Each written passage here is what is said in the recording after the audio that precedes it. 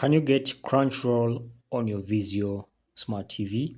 The answer is no. It's impossible. You can't get Crunchyroll on a Vizio Smart TV.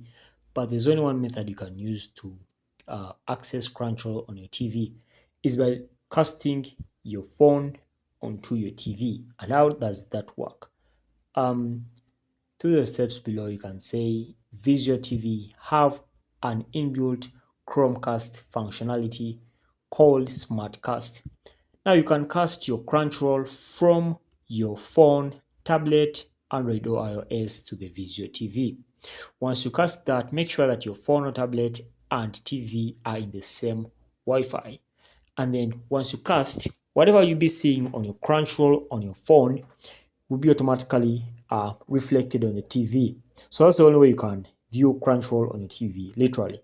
And that's it, guys. Thanks for watching. Make sure to like and subscribe to our YouTube channel. We shall meet in the next video once again.